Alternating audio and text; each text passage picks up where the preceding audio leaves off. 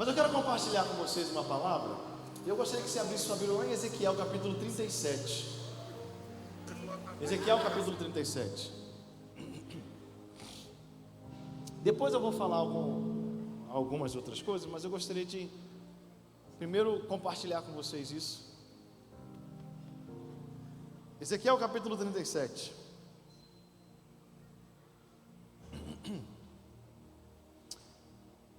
O texto que nós vamos ler é um dos textos talvez mais conhecidos entre os cristãos de uma forma geral. Nós já ouvimos muito sobre o Vale de Ossos Secos, já cantamos muito sobre o Vale de Ossos Secos, mas eu acredito que essa passagem, esse momento na vida desse profeta, tem muito a ensinar a nossa geração, tem muito a ensinar a mim e a você. Ezequiel capítulo 37, quantos acharam aí, digam amém. O texto começa dizendo assim: veio sobre mim a mão do Senhor, e Ele me levou pelo Espírito do Senhor, e me deixou no meio de um vale que estava cheio de ossos, e me fez andar ao redor deles. Eram muito numerosos na superfície do vale, e estavam sequíssimos. Deixa eu ver se eu estou... Está alinhado ali. Então me perguntou: filho do homem, acaso poderão reviver estes ossos? Respondi: Senhor Deus, Tu o sabes. Disse-me ele: profetiza a estes ossos e dize-lhes: ossos secos, ouvi a palavra do Senhor. Assim diz o Senhor Deus a estes ossos: eis que farei entrar o Espírito em vós e vivereis, porém tendões sobre vós, farei crescer carne sobre vós estenderei pele, e porei em vós o Espírito, e vivereis, e sabereis que eu sou o Senhor. Vamos orar. Pai, te somos gratos pela Tua palavra. Tua palavra é viva, eficaz, mais penetrante que qualquer espada de 2 gumes. Tua palavra penetra na divisão da nossa alma e do nosso espírito, juntas e medulas, e apta para discernir os pensamentos e as intenções do nosso coração. Pai, que nessa noite, mais uma vez, o Teu Espírito avive a Tua palavra dentro de nós, traz revelação ao nosso coração. Pai, todos nós queremos ser edificados, exortados e consolados pelo poder da Tua palavra. Nós precisamos de Ti, eu preciso de Ti. Por isso, Deus, coloque as palavras certas nos meus lábios, para que eu seja apenas um canal, um mensageiro daquilo que está no Teu coração para a Tua igreja nessa noite. Precisamos de Ti, Senhor, em nome de Jesus, amém e amém. Queridos, o texto que nós acabamos de ler é um dos meus textos favoritos da Bíblia, talvez pelo espetacular, pela imagem tão espetacular que é pintada para a gente nesse episódio. Ezequiel, para quem nunca ouviu falar, é um profeta de Deus, é um homem escolhido e separado por Deus para ser, de forma simples ou em palavras simples, a voz do Senhor no meio do povo. Num período onde não havia o privilégio que nós temos de ter acesso ao Santo dos Santos pelo novo e vivo caminho, através do sangue derramado na cruz em Cristo Jesus, onde nós podemos nos achegar a Deus, falar com Deus, ser ouvidos por Deus e ouvir a voz de Deus. Deus levantava alguns homens e mulheres com uma unção específica, para que através deles o povo de Deus pudesse ouvir a voz de Deus, ouvir os conselhos do Senhor, ouvir aquilo que estava sendo falado no céu. Hoje, graças a Deus, por causa de Cristo, todos nós podemos ouvir o que está acontecendo no céu, todos nós podemos ouvir a voz de Deus. Eu posso ouvir um amém para isso? Ezequiel então é esse profeta que Deus levantou, um profeta que talvez seja um dos mais excêntricos que Porque profeta é meio excêntrico. Só de ser profeta já é esquisito. É ou não é, meus irmãos? Alguém aqui tem um chamado profético aí? Levante a mão. Pode ver que os esquisitos da igreja que levantaram a mão, né? Brincadeiras à parte. De todos os profetas, Ezequiel talvez seja o mais excêntrico de todos. Se você estudar a história dele, você vai perceber isso. Mas há esse momento, quando o próprio Deus conduz Ezequiel a este lugar. Veja que o texto começa dizendo para a gente que a mão do Senhor veio sobre ele. A mão do Senhor está falando do Espírito Santo. O Espírito do Senhor veio sobre Ezequiel. E o Espírito do Senhor conduziu Ezequiel àquele lugar. Conduziu Ezequiel a um vale de ossos secos.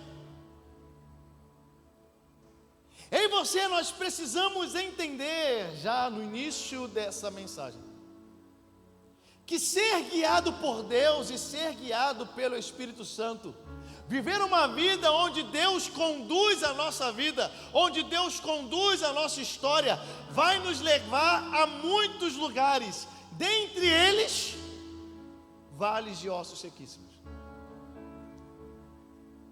Tem gente que às vezes não entende, tem gente que às vezes acha que quando a gente começa, eu vou fazer a vontade de Deus, eu vou fazer aquilo que Deus tem para a minha vida, eu vou ouvir a voz de Deus e vou obedecer em tudo aquilo que Deus me mandar fazer. E ele acredita que quando ele começa a obedecer a Deus, o sinal de que ele está obedecendo a Deus é que ele só vai chegar em pastos verdejantes, é que ele só vai chegar em águas tranquilas, é que ele só vai chegar naqueles lugares assim mais maravilhosos da humanidade.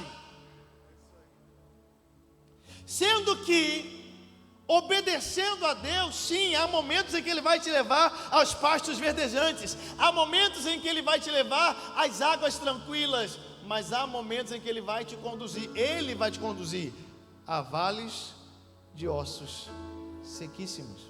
E não foi o diabo que fez isso, não foi o pecado que fez isso, foi o Espírito Santo que te levou a esse lugar. Agora eu quero que você entenda o seguinte: não é todo mundo que Deus coloca num vale de ossos secos. Não foi todos os profetas que passam por uma experiência como essa. Não são todos os homens de Deus ou mulheres de Deus da Bíblia que enfrentaram um vale de ossos sequíssimos. Mas quando Deus envia alguém a um vale de ossos secos, Ele sabe quem Ele está levando e por que Ele está levando.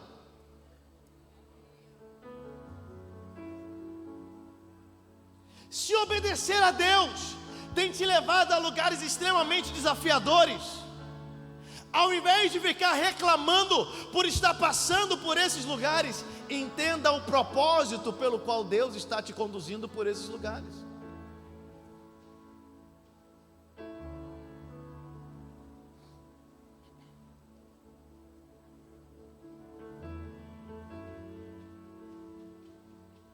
Quando Deus coloca Ezequiel no meio do vale de ossos secos, eu acho interessante que, olha o que o versículo 2 diz. O final do 1 e o início do 2. O final do 1 diz que o Espírito de Deus conduziu, e o Espírito de Deus o deixou lá. Olha lá. Olha lá. Veio sobre mim a mão do Senhor, Ele me levou pelo Espírito e me deixou. Então Ele me levou, dois verbos aqui. Ele me levou e Ele me deixou. Então Ele me conduziu e me deixou lá. Olha lá, versículo 2, o iniciozinho. E me fez o quê? Andar ao redor. E eram muito numerosos. Interessante que Deus já chega falando para o profeta assim: olha, antes de você, eu quero te preparar para aquilo que você vai viver. Eu quero te preparar para aquilo que você vai ver. Eu quero te preparar para o lugar que eu vou te levar. Olha, eu estou te levando para um lugar muito difícil, mas olha, fica prestando atenção. Olha, eu vou fazer algo poderoso, eu vou fazer algo extraordinário. Fica tranquilo que eu estou contigo. Fica tranquilo que você vai ver um sobrenatural. Fica tranquilo que você vai ver um milagre. Não acontece nada disso. O vale de ossos secos acontece de repente. E Deus coloca ele lá e não explica o porquê que ele está lá. E Deus conduz ele num processo onde ele enxerga cada vez mais o quão desafiador é o lugar onde ele está, sem ouvir nenhuma orientação de Deus.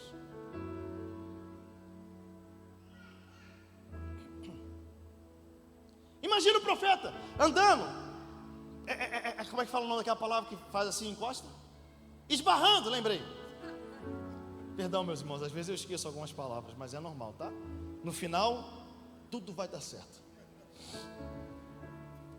Esbarrando naquele monte de ossos, olhando, analisando a ponto de conseguir chegar à conclusão de que os ossos eram numerosos e que eles não estavam só secos como ele imaginava, mas que estavam extremamente secos, estavam sequíssimos.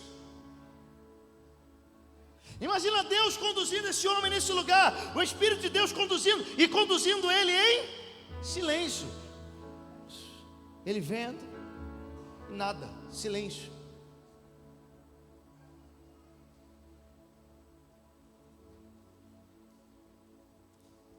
E quando ele ouve alguma coisa, ele ouve uma pergunta.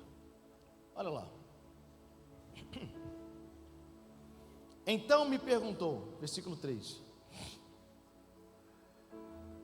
Filho do homem, por acaso esses ossos podem voltar a viver? Imagina você na situação de Ezequiel. Imagina você em um lugar tão desafiador e tão difícil como um vale de ossos secos. Imagina que você sabe, porque o profeta entendeu que Deus que tem. Ai, irmãos, eu esqueci de falar uma coisa. Eu não sou gago, mas às vezes eu gaguejo. Se eu gaguejar, vocês dão glória a Deus bem forte, que vai destravar tudo aqui. Combinado? Combinado? Maravilha.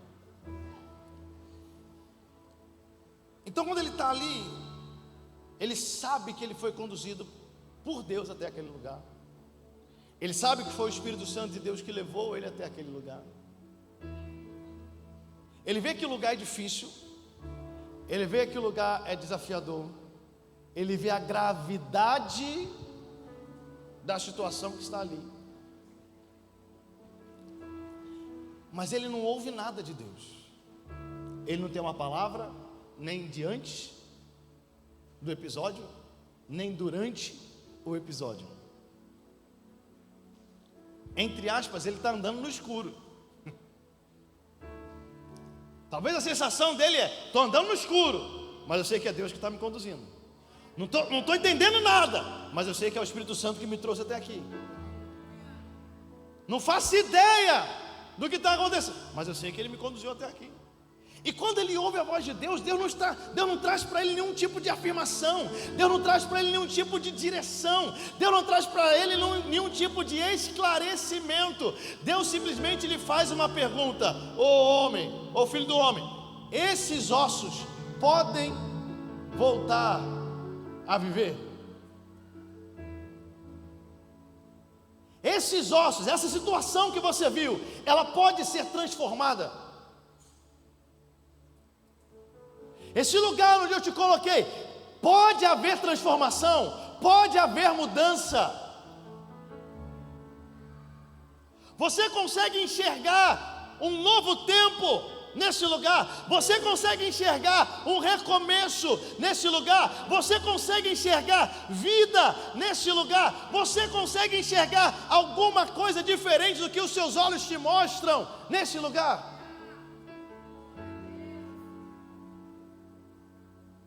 Imagina Ezequiel. E imagino ele como eu. Nesse momento ele ia começar assim: calma aí, eu sei que tem uma resposta certa, mas eu não faço ideia de que resposta seja essa.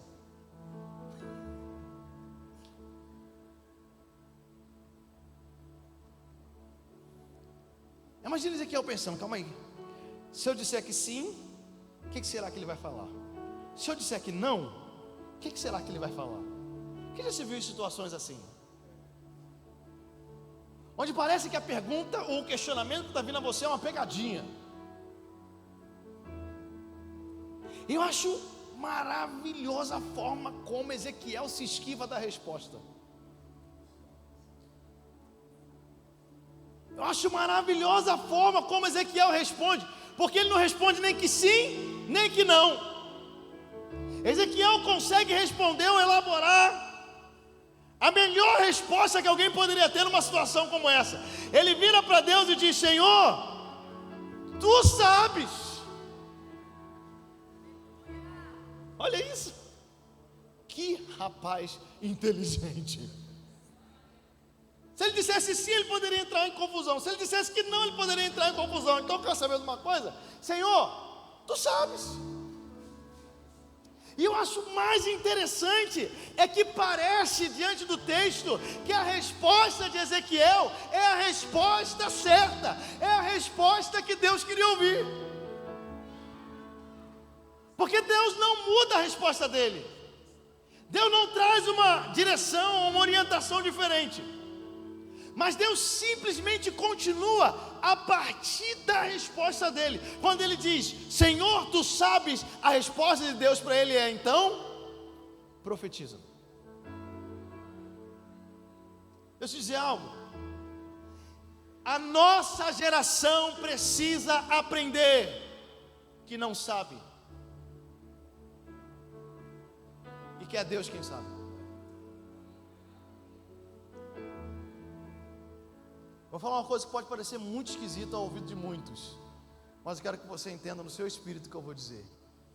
Deus não está querendo ouvir necessariamente a nossa opinião.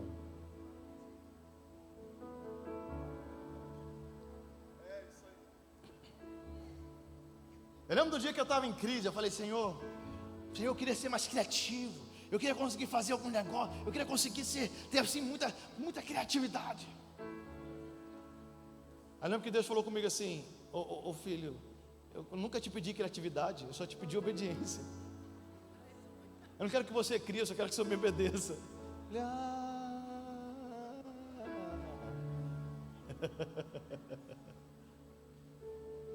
A nossa geração é uma geração que tem certeza que sabe as coisas, que não faz ideia do que está falando. Já percebeu como nós somos especialistas em assuntos que somos completamente ignorantes? As redes sociais provam isso pra gente.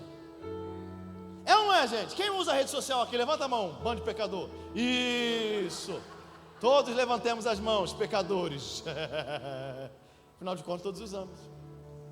Eu não sei como você usa a sua rede social, mas de uma forma geral, você enxerga pura ignorância, disfarçada de especialista. Todo mundo tem uma grande opinião, e todo mundo, quando faz uma postagem ou expressa sua opinião na rede social, está dizendo assim: olha, se todo mundo me ouvisse, o mundo seria melhor, porque eu sei o que eu estou falando.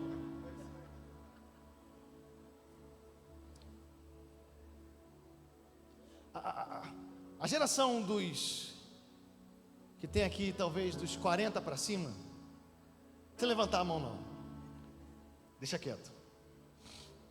Uma geração que tem dos 40 para cima ainda é uma geração que foi acostumada a buscar conhecimento. Ainda foi uma geração que era acostumada a crescer em conhecimento. Era uma geração que tinha Barça dentro de casa. É ou não é?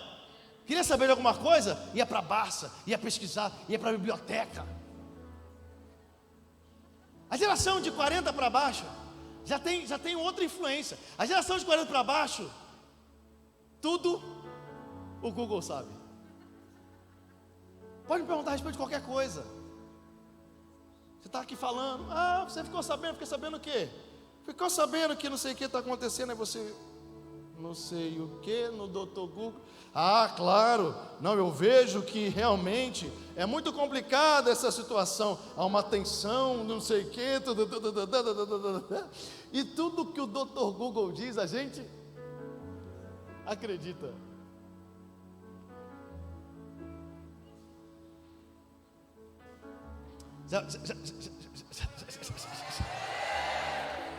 Obrigado, glória a Deus.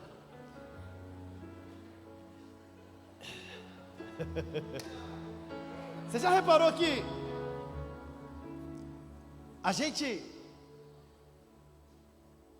a coisa mais, as sentenças normalmente de hoje, elas começam assim: especialistas afirmam que. Tudo começa assim, já percebeu isso? Especialistas entenderam que. Especialistas disseram que. E às vezes a gente está falando de uma frase que nem sabe quem falou, mas falaram que é um especialista. Então, se falaram que é o especialista deve estar especializado em alguma coisa. Só que, presta atenção nisso daqui, a gente transferiu isso para dentro da nossa cultura da igreja.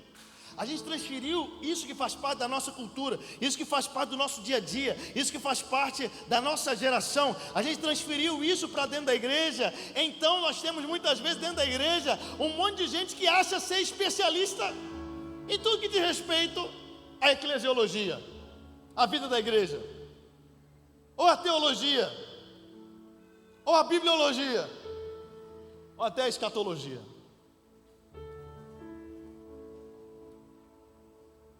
Você reparou que cada um tem uma ideia da igreja ideal, cada um tem uma ideia do ministério ideal. E às vezes todos vão buscando uma forma de provar que a sua teoria está certa.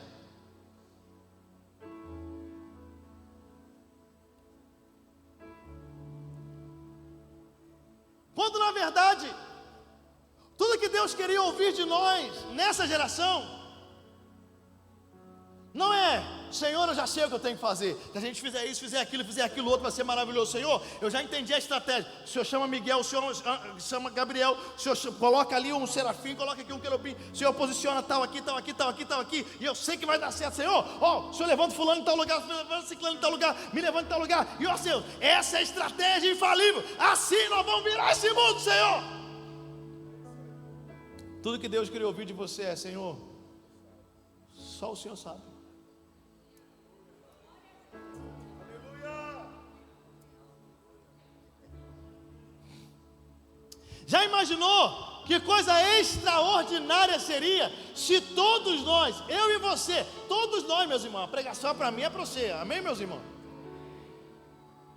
Se todos nós, todos os dias, apenas disséssemos para Deus o seguinte: Senhor, Tu sabes. Senhor, Tu sabes. Nós não nos envolveríamos tanto com nossas agendas particulares e estaríamos todos unidos em um só propósito para o reino de Deus. Mas porque a gente, Ezequiel, imagina só, meus irmãos, falando de forma simples e rasa aqui, já está no capítulo 37 de Ezequiel, já tem uma caminhada, tem 37 capítulos de caminhada com Deus. Ezequiel poderia dizer assim: eu sou um profeta experiente, eu sou um profeta que já conheceu, que já caminhou muito com Deus. O que ele me perguntar, eu tenho resposta para falar. Senhor, fala que eu te respondo na hora. Mas Ezequiel não. Ezequiel, quando se vê questionado por Deus a respeito de uma situação, ele não ousa dar a sua opinião, ele apenas quer capturar aquilo que está no coração de Deus. Ele quer apenas ouvir o que é a vontade de Deus, ele quer apenas obedecer ao conselho do Senhor.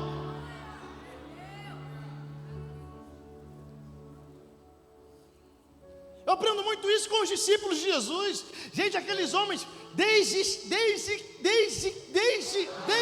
aleluia, desde que foram chamados por Jesus e começaram a caminhar com Ele, a vida daqueles homens foi transformada. Porque aqueles homens, meus irmãos, muitos deles tinham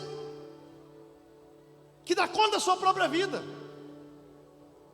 Pescadores, alguns, outros coletores de impostos.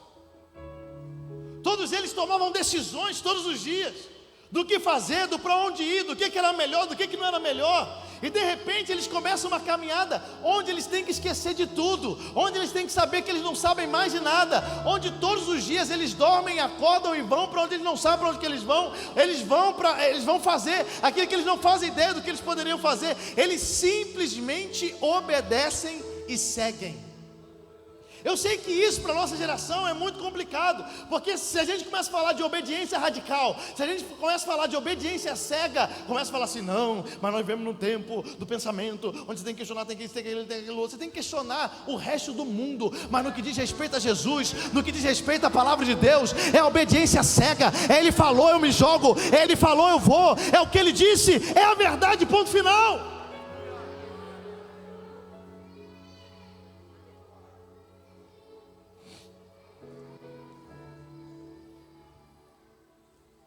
Senhor, tu sabes.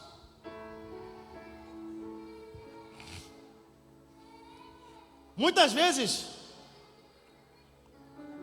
é melhor não saber do que saber demais. Ouve isso aqui. Muitas vezes é melhor não saber do que saber demais. Sabe quem mais teve dificuldade de ouvir os ensinamentos de Jesus?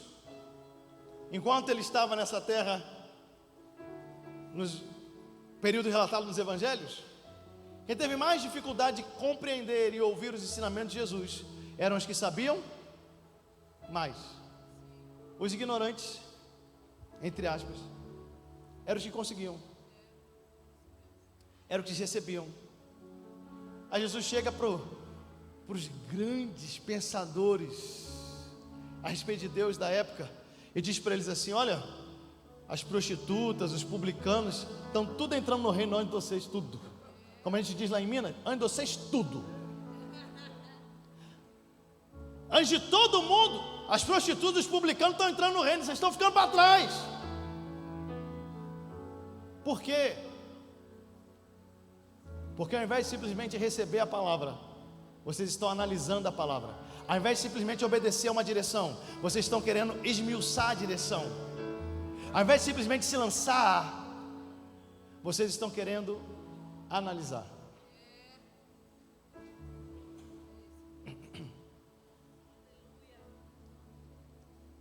Ezequiel só responde: Senhor, tu sabes.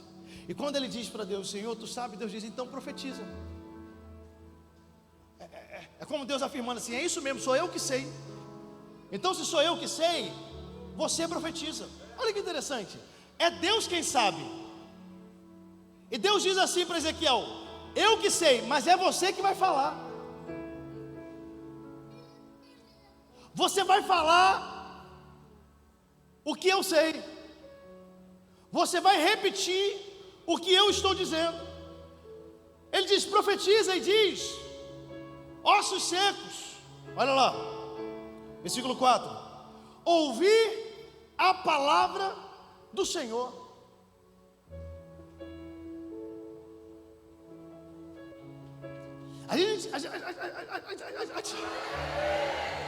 Às vezes a gente fica querendo. Tem gente que me pergunta assim depois: pastor, gostei da estratégia? Irmãos, não é estratégia, é defeito de fábrica mesmo. Eu não sei se é porque eu sou carioca, e carioca gosta de um funk, de um remix, de um negócio assim, né? Aí já vim com esse embutido, né?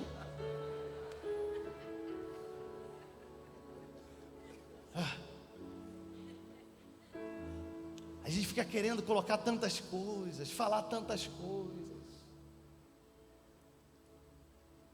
quando na verdade tudo que a gente deveria ser é apenas repetidores dos céus.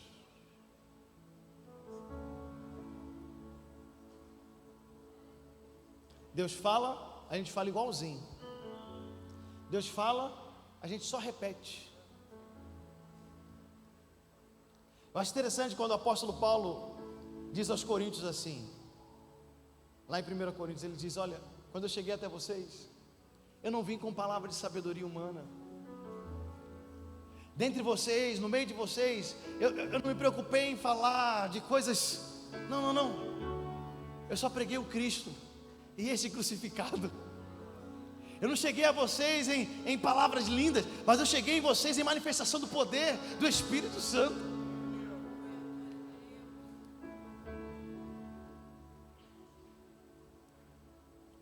O papel de Ezequiel era apenas repetir o que Deus estava falando. Só repete, Ezequiel. Profetiza. Fala: ossos secos, ouvi a palavra do Senhor. Eis que, versículo 5, Eu farei entrar o Espírito em vocês, e vocês vão viver. Eu acho interessante que a palavra de Deus começa pelo final. Deus fala primeiro o final, para depois falar o início. Ah, gente, isso aqui é uma chave poderosa. Deixa eu falar isso com vocês. Deus começa a falar com Ezequiel assim, ó. Diga aos ossos secos, ouvir a palavra do Senhor. Eu vou colocar o Espírito em vocês e vocês vão viver. Só que isso, meus irmãos, era a última fase, era a última etapa. E é interessante como Deus gosta de falar para a gente o último capítulo, antes de contar os episódios anteriores.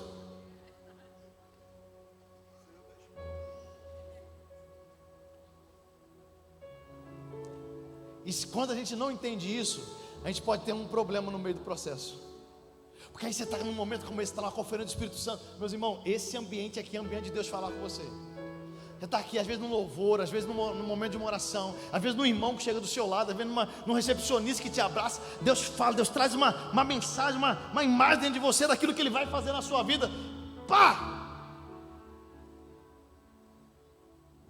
Aí a gente sai daqui achando que vai ser assim: amanhã vai estar tudo resolvido. Porque Deus anuncia o final, a gente acha que o final é imediato. E nos esquecemos que o nosso Deus é um Deus de processos. Deus fala o final: eu vou colocar o Espírito, fala esses ossos, eu vou mandar o Espírito e vocês vão viver.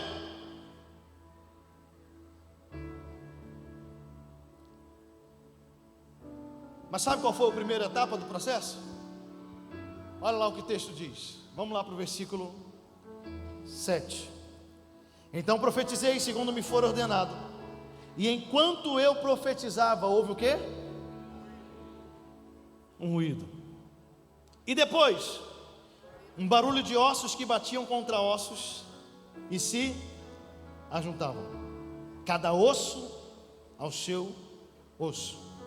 Olhei, e eis que havia tendões sobre eles, e cresceram as carnes, e se estendeu a pele sobre eles, mas não havia neles o Espírito. Deus falou o final: eu vou colocar o Espírito e vocês vão viver. Mas para que o Espírito venha e sopre sobre aqueles ossos, é necessário um processo. E o processo começa com um ruído. O que é o ruído, meus irmãos? O ruído é aquele barulho que é imperceptível no dia a dia normal. O ruído não é aquela algazarra, não é aquele barulho alto, não. Você está ouvindo a minha voz, você está ouvindo o teclado, mas talvez você não seja capaz de ouvir os ruídos que todos esses sistemas aqui emitem. Quer sejam alto ruído, quer sejam baixos ruídos, mas tudo aqui emite algum tipo de ruído. O ruído é aquele barulho que para você ouvir você tem que parar, você tem que silenciar tudo para ouvir o que ele está acontecendo, para perceber que ele está acontecendo. E às vezes a gente acha que Deus vai começar a fazer com grande estrondo, a gente acha que Deus vai começar a fazer de uma forma que todo mundo vai perceber.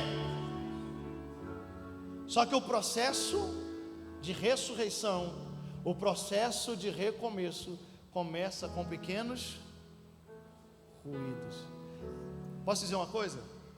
Em muitos momentos que você acha que Deus não está fazendo nada na sua vida, Ele já começou a trabalhar, só que tem muito barulho ao seu redor.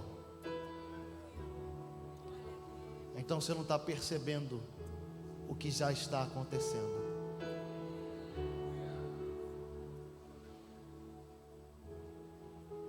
A gente começa a dizer: Deus não está fazendo, não, Deus não está trabalhando. Porque a gente imagina que quando Deus começa, como é que Deus age? A gente tem aquela imagem de Deus assim, de que Deus vem na voadora, pá, batendo na porta. Deus vem quebrando tudo. Não é assim que a gente imagina? Gente, presta atenção. Quando ele veio à terra, ele foi gerado no ventre de uma mulher. Ele veio em silêncio. Só a mulher e o anjo sabiam. Tanto que o anjo teve que contar para o José não largar a Maria. Falou, não, deixa eu te contar aqui, porque senão você não vai entender o que está acontecendo, rapaz. Quando Deus foi criar o mundo, Ele não começou a colocar, Ele começou dizendo, haja luz, e houve luz, e ficou um dia inteiro só com o quê? Com luz. Imagina, irmão, um dia inteiro só tinha o quê? Luz. Poxa, deu mais nada no primeiro dia, nem não, só luz.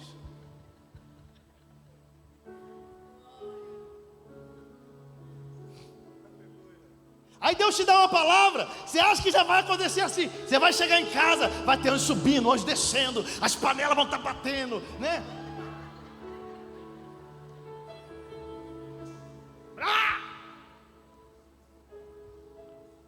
Só que Deus sempre começa a trabalhar e a fazer num lugar onde é imperceptível para quem não está atento. Por isso que às vezes a gente acha que Deus age de repente. Já percebeu que na Bíblia tem muito essa expressão do de repente? Mas você já reparou na Bíblia que todo de repente da Bíblia não foi de repente? E de repente veio sobre eles o Espírito Santo. Cara, não foi de repente. Toda uma história de profetas, de gente que e Jesus, e morreu, ressuscitou e subiu, e faz uma coisa. De repente, não foi de repente. A sensação que a gente tem é que é de repente, mas não é. Depois do ruído aí começou um barulhinho, começou os ossos se juntarem nos ossos. Aí já é um barulho mais alto, né? Já é um barulho mais alto. É osso batendo no osso, osso batendo no osso, osso batendo no osso. Gente, eu fico imaginando Ezequiel vendo aquela cena. Eu fico tentando imaginar essa cena. Um monte de osso, e esses ossos se batendo, se juntando e formando os esqueletos. Imagina um barulhão. Nessas horas a gente já entende, né? Olha, Deus está fazendo. Estou sentindo. Né? A gente já começa a ver a pequena nuvem, a gente já começa a ficar mais empolgado.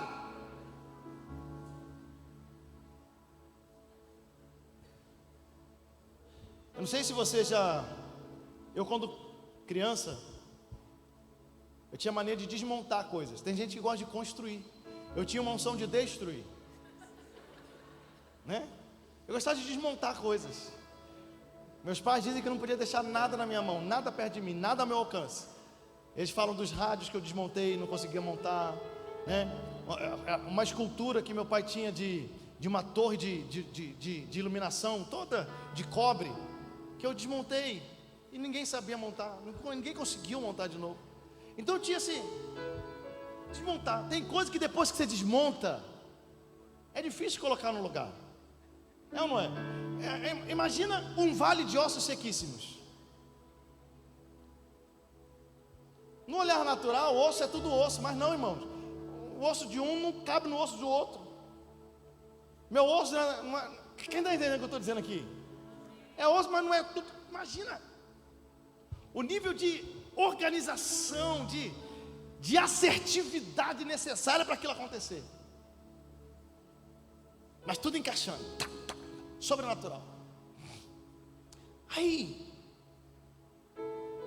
quando cada osso se juntou ao seu osso, ele olhou e viu tendões crescendo, os tendões sobre os ossos, e depois ele começou a ver a carne sobre os ossos.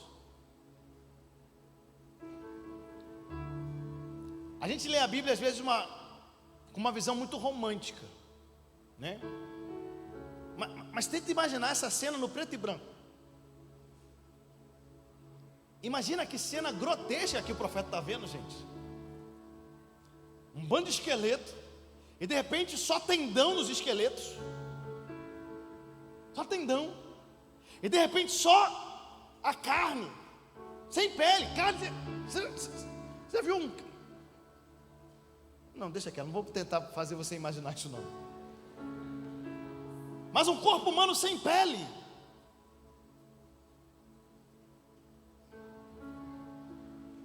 Imagina que visão esquisita.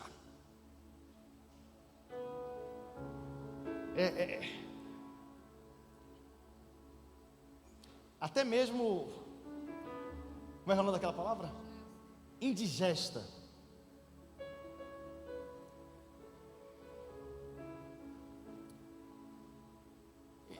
E você tem que entender que às vezes no processo da ressurreição vai ficar feio antes de ficar bonito.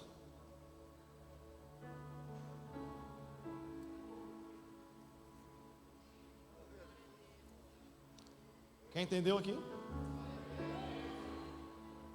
Você vai ter vontade de falar assim: não, Deus, volta para os ossos, tá melhor ver osso.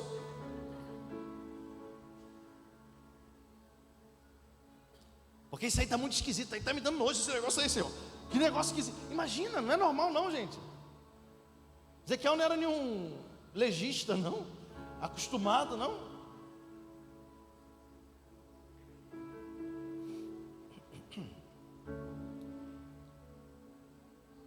Repare no seguinte. Você já prestou atenção nos momentos em que Jesus está expulsando demônios nos evangelhos?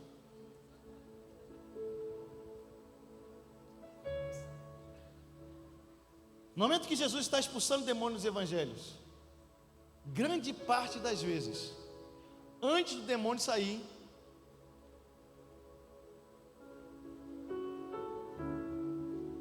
o endemoniado fica mais endemoniado. Repara isso nos textos. Diz assim: Jesus disse, sai. Então, tremendo e gritando e caindo no chão e estribuchando e fazendo, saiu. Aí você recebe uma palavra de Deus assim, ó: sua família nunca mais vai ser a mesma. Você fala, glória a Deus, minha família nunca mais vai ser a mesma. Aí Deus começa o processo, só que o processo às vezes fica pior. Parece que está piorando. Você fala assim, meu Deus, não está acontecendo nada. Eu pensei que era Deus que estava agindo, mas era o diabo que entrou nesse negócio aqui.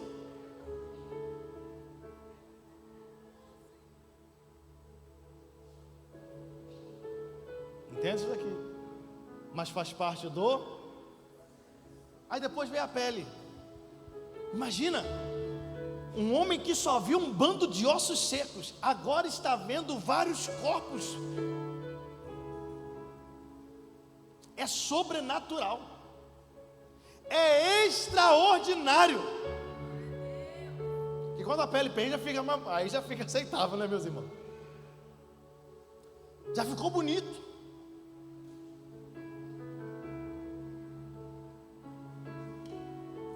Mas há uma mensagem que eu quero passar para vocês.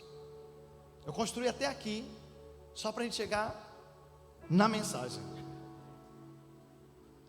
Você entender a mensagem. O processo foi acontecendo. Agora tem um monte de ser humano de pé. Era um bando de ossos sequíssimos. Agora tem um monte de corpo humano certinho, feitinho.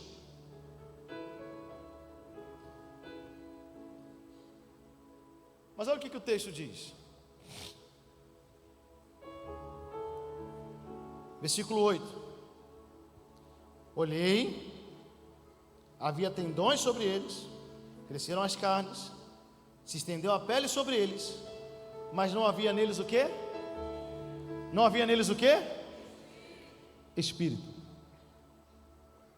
Presta atenção nisso daqui.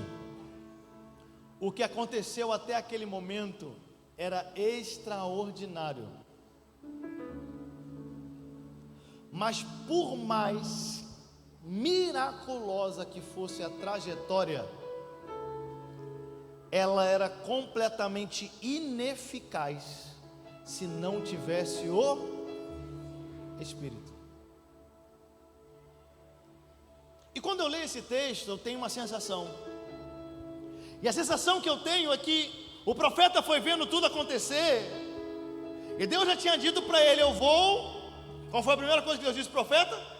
Eu vou fazer o quê? Isso que todos disseram a uma só voz, como um grande coral. Eu vou enviar o meu Espírito e eles vão voltar a viver. Eu vou colocar neles o Espírito e eles vão voltar a viver. O profeta foi profetizando de acordo com aquilo que Deus falou. Ele foi vendo tudo acontecer. E parece que a sensação que eu tenho é que o profeta travou.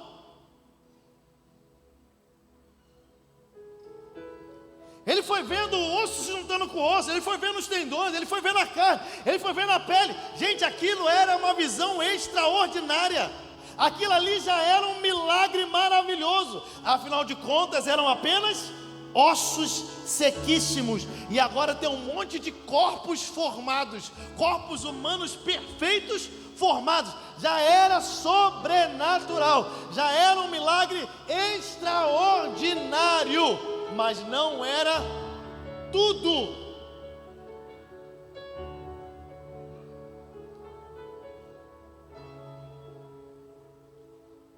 Isso me ensina que Deus não quer apenas estrutura, porque apenas estrutura de ossos coloca um ser humano de pé, mas não lhe dá vida. Isso me ensina que Deus não quer apenas ajuntamentos e ligamentos, porque eles são capazes de colocar uma estrutura de pé e mantê-la firme, mas não tem vida. Isso me ensina que Deus não quer apenas força, porque eles foram cheios de carne e de músculo, mas músculo sem espírito não tem vida. Isso me ensina que Deus é capaz de dar uma excelente estética. Afinal de contas, todos eles receberam a pele maravilhosa sobre eles, se tornaram esteticamente lindos, mas estética sem o Espírito não tem vida. O problema é que às vezes a gente fica tão admirado do milagre que já aconteceu, que a gente trava na estrutura e não usufrui do Espírito. Afinal de contas, era só um vale de ossos sequíssimos, e agora é um corpo humano completamente formado. Afinal de contas, era apenas um caos, era um nada. E agora olha a estrutura que tem. E agora olha o milagre que aconteceu. Olha os ossos que se juntaram aos outros ossos. Olha essa pele. Olha como que pôde se levantar esse monte de corpos. A gente fica admirado. Deixa eu te falar isso. Se a gente ficar embriagado com o que aconteceu até ali, a gente não vai experimentar o sobrenatural que tem depois.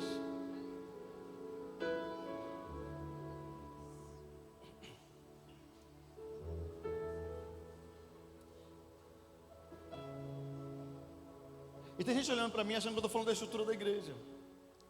Mas eu não estou falando agora da estrutura da igreja. Eu estou falando das estruturas que Deus tem levantado na sua história. Você ora há quantos anos pela sua família? Você ora há quantos anos, há quanto tempo pelos seus familiares?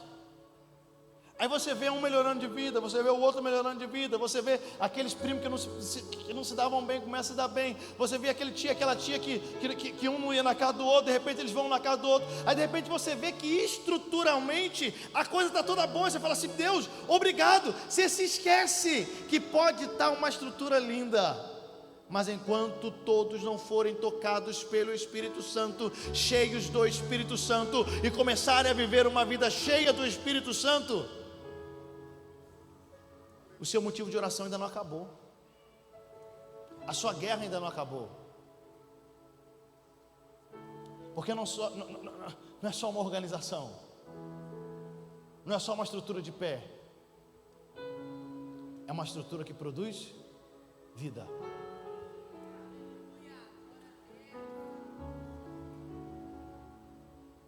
Ah não, já está bom, eu estou falando da minha e da sua própria vida. Já está bom, já está bom, já está bom, já me converti, olha o que Deus já fez na minha vida. Rapaz, eu não dava certo em nada, não fiz nada, não tinha nada. Olha aí, eu casei, eu tenho filho, eu tenho uma família, eu estou empregado, eu tenho uma estrutura hoje familiar maravilhosa. Deus me concedeu isso, já está ótimo, não preciso de mais. Não, você precisa sim. Enquanto você não for tocado pelo vento que vem dos quatro cantos.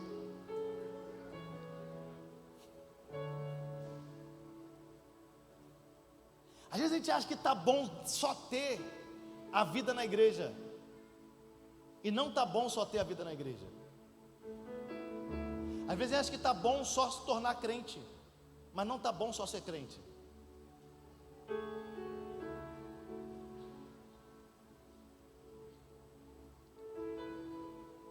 Às vezes a gente acha que está bom só participar de um GC. Às vezes a gente acha que está bom só ser um líder na igreja. Só estar dentro de uma estrutura. Mas não está bom. Não é sobre não. Aleluia. Não é sobre uma estrutura que permanece de pé. É sobre uma estrutura que tem vida.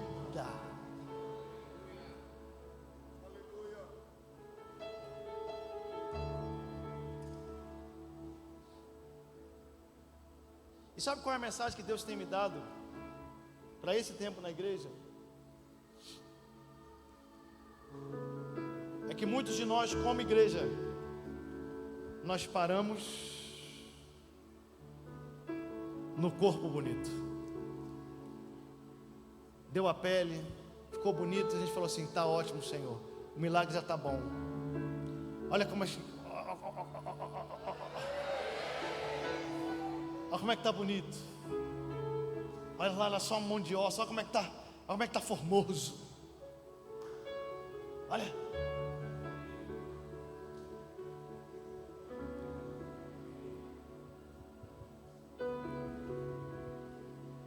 Mas se a nossa geração não entender, se a nossa geração não compreender, que se não tiver o Espírito, a obra não está completa. A minha pergunta é: qual que é a diferença entre um monte de ossos e um cadáver?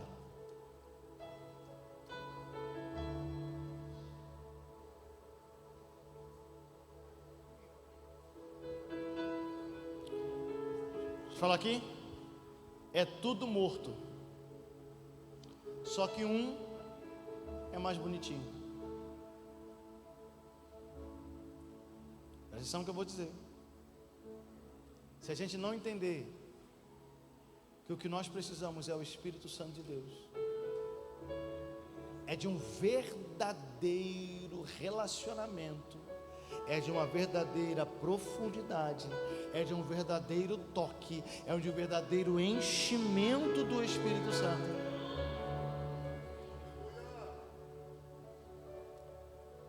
A gente vai ficar tão comum para o mundo, que o mundo não vai ter problema nenhum em estar com a gente, porque vai ser tudo morte. Só que um está mais apresentável. Eu não sei se você entende o que eu estou querendo dizer para você, mas eu vou falar de outra forma.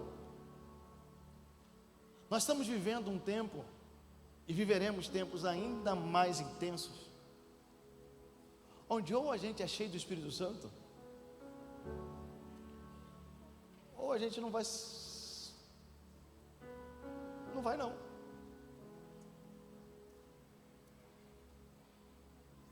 Ai, pastor, está amarrado.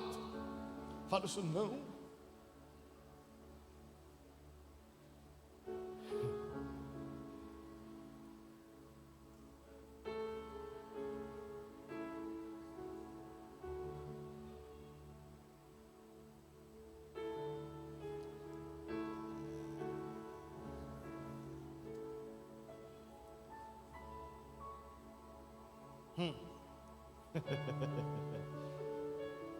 Se a gente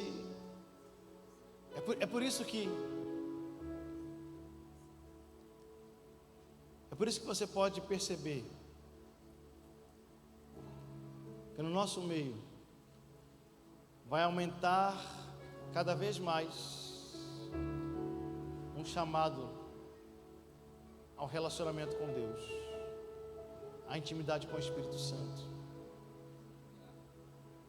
a experiências reais com Deus. Porque Deus está chamando os seus filhos para o lugar seguro, e o único lugar seguro que existe, a presença dEle. Léo, para que eu preciso ser cheio do Espírito Santo? Deixa eu te falar uma coisa. Você precisa ser cheio do Espírito Santo, não é só para falar em línguas. Você precisa ser cheio do Espírito Santo, não é só para ficar embriagado do Espírito, assim como nós vamos ficar e ficamos e amamos e mergulhamos e cheios dos dons e cheio de tudo que pode ter. Não é só para profetizar, não é só para tantas coisas que são maravilhosas. Deixa eu dizer, você precisa ser cheio do Espírito Santo para você aguentar o que está para vir. Você precisa ser revestido de poder. Atos capítulo 1, versículo 8: e recebereis poder ao descer sobre vocês o Espírito Santo, e vocês serão minhas testemunhas. Gente, presta atenção nisso. Quando Jesus fala a respeito do Espírito Santo, Ele diz: vocês vão receber poder ao descer sobre vocês o Espírito Santo, para que vocês se tornem minhas testemunhas. E o que é a testemunha ali? A testemunha ali é aquele que vai permanecer fiel até o fim. Testemunha ali nesse texto não está falando apenas de alguém que viu algo e fala daquilo que viu. Testemunha ali naquele texto fala de alguém que, por estar totalmente persuadido com a verdade, não nega nem negocia a verdade, a ponto de que se torne um mártir por aquilo que acredita.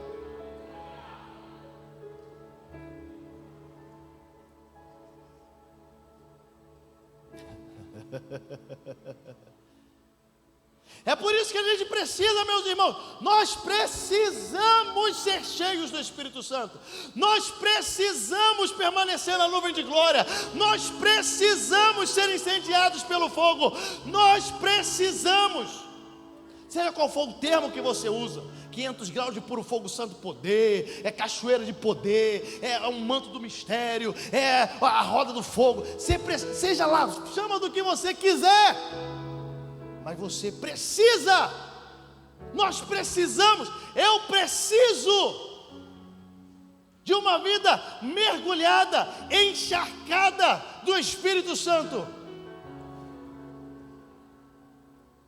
porque senão, ao invés de testemunhar, eu vou renunciar. Porque senão, ao invés de testemunhar, eu vou negociar.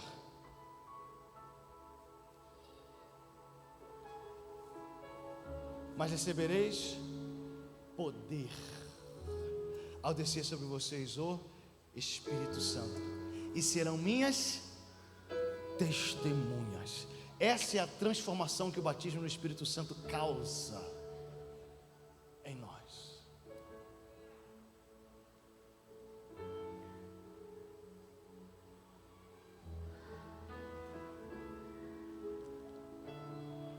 É por isso que a gente tem que buscar mesmo, irmão. Tem que ter roda do fogo, tem que ter passarela do fogo, não, como é que chama? Corrente do fogo, passarela do fogo, corredor do fogo, tem que ter tudo do fogo. Porque se o fogo em nós não for maior do que o fogo que está lá fora, você vai ser incendiado por aquele fogo lá. É melhor estar incendiado com o fogo daqui.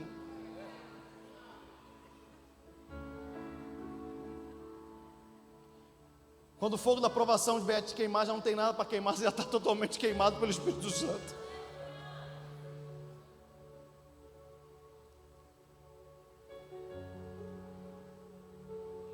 Então Ezequiel profetiza. Deus diz: profetiza, Ezequiel. Você esqueceu? É como se estivesse dizendo assim. A minha leitura desse texto é como se Deus estivesse dizendo assim: você esqueceu, rapaz? Profetiza ao Espírito. Você está aí olhando, profetiza ao Espírito e diz: vem dos quatro ventos, vem dos quatro cantos, o Espírito sopra sobre esses ossos. E aí o texto vai dizer que então veio o Espírito sobre eles, e eles se tornaram um grande exército.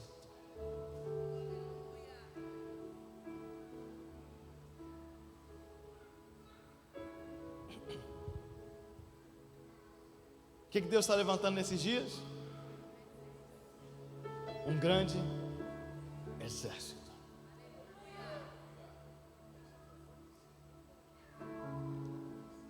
Aleluia.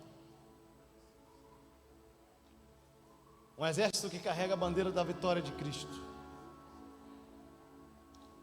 Um exército que avança contra as portas do inferno. Um exército que não tem medo da morte. Porque sabe em quem tem crido. E sabe que Ele é poderoso. A minha pergunta para você nessa noite é: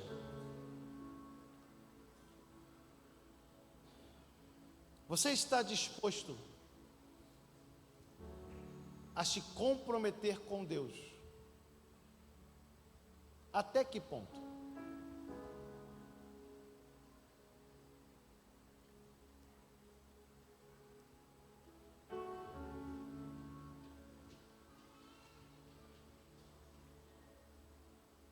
Até o ponto que Ele organiza a sua vida? Até o ponto que Ele estruture você? Até o ponto onde Ele cumpre as promessas? Até o ponto onde Ele faz o impossível? Ou você está pronto para estar comprometido com Ele? Até o ponto onde você possa dizer, como o apóstolo Paulo disse em Atos 20, 24: porque eu em nada tenho a minha vida por preciosa, contanto que eu cumpra a carreira e o ministério que eu recebi do Senhor.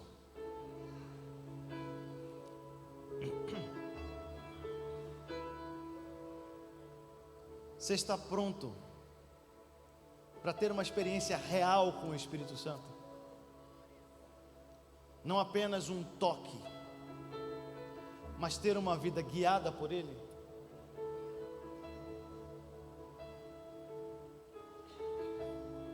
Cheia dEle? E que Ele possa fazer na sua vida o que Ele quiser?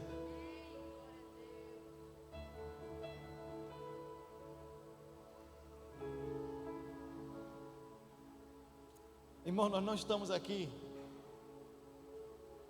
presta atenção no que eu vou dizer.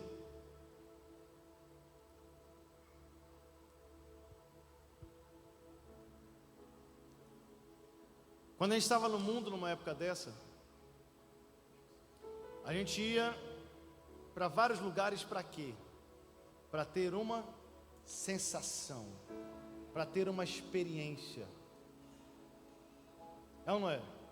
Você pergunta para qualquer pessoa que está no mundo, ela vai para os vários lugares para que ela possa ter aquela coisa. Não, eu quero extravasar, eu quero como é que fala? Coisar o coisa do negócio. É que lá em BH a gente resolve tudo com a palavra coisa, né? Para coisar. Eu quero. E aí a gente ia para esses lugares, vivia o ápice das emoções, bebia todas, ficava com todas, tirava todas, pegava todas, aquela coisa. E depois a vida voltava ao normal. E tem gente que acha que conferência de igreja é a mesma coisa.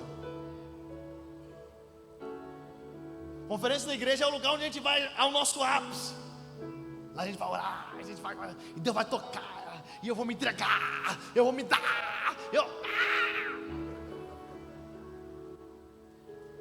Já percebeu que a gente vem para a conferência, a gente já vem, não sei contar você, mas a gente já vem meio caindo. A gente já vem assim, se alguém me derrubar, eu caio. Aí se alguém colocar a mão na cabeça, eu já estou caindo. A gente já não vem assim. Num culto do dia a dia a gente não vem. Mas fala que é uma conferência, fala que é um retiro, fala que é um negócio. A gente já vem assim, a gente vai preparado para que Deus toque, para que Deus fale, para que aconteça algo assim. Uau!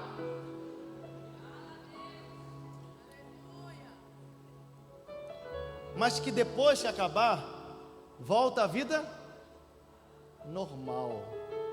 Em nome de Jesus, que essa maldição seja quebrada na sua vida. Porque isso é uma maldição, meus irmãos. Você não está participando dessa conferência para na segunda-feira você ter uma vida normal. Você não entendeu o que eu falei? Vou falar de novo. Você não está participando dessa conferência para na segunda-feira você ter um dia normal.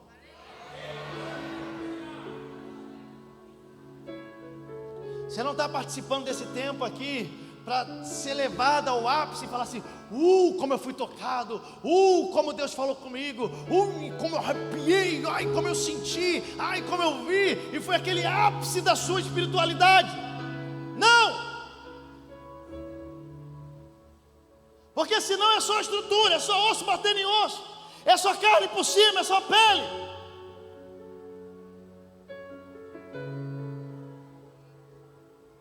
Deus quer que a sua vida nunca mais seja normal.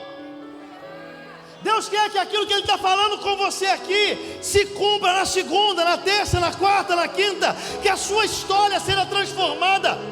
Deus quer, presta atenção, que os seus sonhos, seus projetos, seus objetivos sejam transformados completamente naquilo que Deus tem para a sua vida. Deus não quer provocar uma sensação. Deus quer transformação.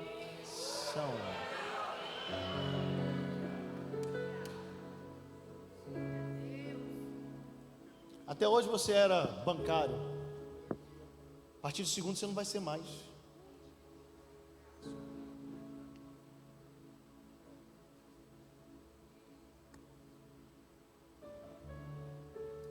O que é isso, pastor? Gente, a gente não está no tempo mais de ficar esperando, não. O pessoal que está esperando confirmação. O pessoal está assim: não, Deus falou, mas eu queria uma confirmação. Aí se Deus falou, para que você quer confirmação? Imagina falando para minha esposa: minha linda, eu te amo. Ela fala assim: calma aí, eu preciso de uma confirmação. Não, sou eu mesmo. Não, eu preciso confirmar que é você mesmo que está falando comigo.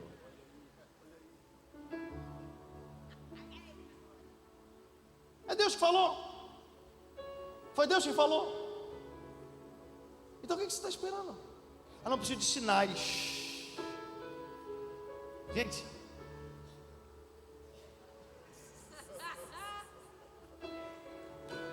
tem coisa que a gente pensa assim: vou falar ou não vou falar, né? Sinal não é algo que você precisa no começo. Sinal é algo que você precisa enquanto vai. Se você quer sair de um lugar e chegar no outro, você simplesmente vai. Você precisa dos sinais no meio do caminho para saber que você está na direção certa. Você não precisa de sinais para sair do lugar. Você não precisa de sinais para obedecer. Os sinais auxiliam o trajeto. E esses sinais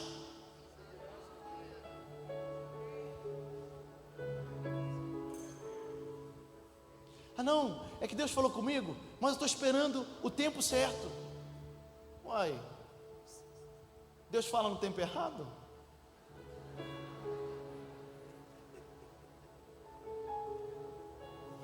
Não, Ezequiel, eu te trouxe aqui, mas não é parada não. Você viu aí? Vi. Não, então vou voltar. Finge que nada aconteceu. Não, gente, Deus falou no tempo certo. Deus não joga conversa fora não, gente. Deus não é. Deus. Aleluia! Deus não é uma dona Fifi que não tem nada para fazer e vai ficar fofocando para os outros as coisas, não. Ah, deixa eu contar um negócio.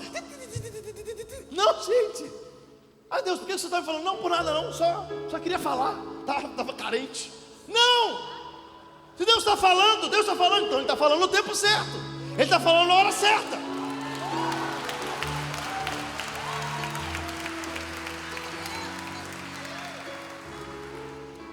Moisés, estou te chamando. Está me chamando para quê? Para libertar o povo de Israel do Egito. Ah, maravilha. Mas, Moisés, espera um pouquinho que ainda não é o tempo não. Só queria te adiantar o negócio. Não.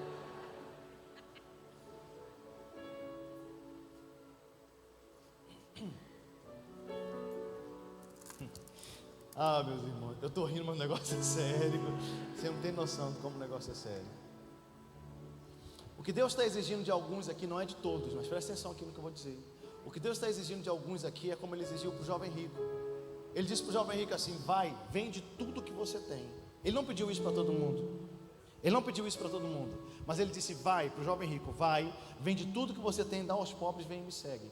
Ou seja, para aquele jovem era importante que ele abrisse mão de tudo. E para alguns aqui Deus está dizendo: você tem que abrir mão de tudo. Não é para todos, mas para alguns Deus está falando: você tem que abrir mão de tudo. E você abriu mão já de quase várias coisas. Aí você fala assim: já fiz tudo. Não, você abriu mão de várias, você não abriu mão de tudo.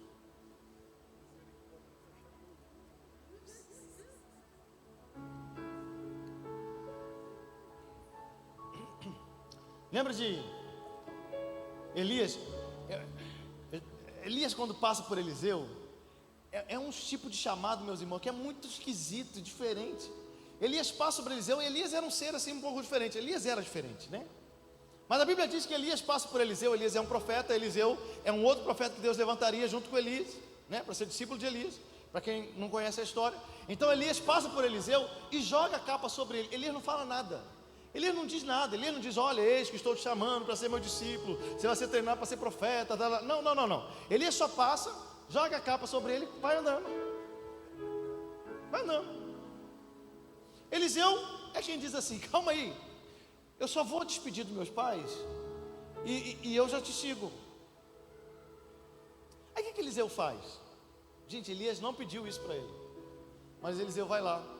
A Bíblia diz: ele pega os carros de boi, quebra tudo, pega os bois, faz um churrascão, convida o povo. Tudo que ele tinha, tudo que ele sabia fazer, ele entrega, de forma que não consiga pegar de volta.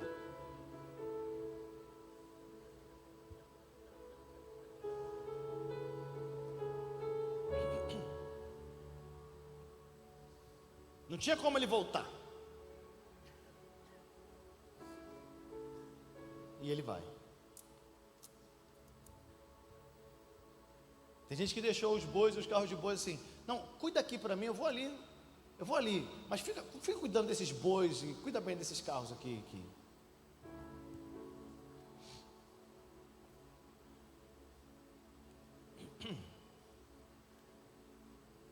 Não está em tempo mais de meio compromisso. Ou é compromisso total, ou não é compromisso nenhum. Ou é entrega total, ou não é entrega nenhuma.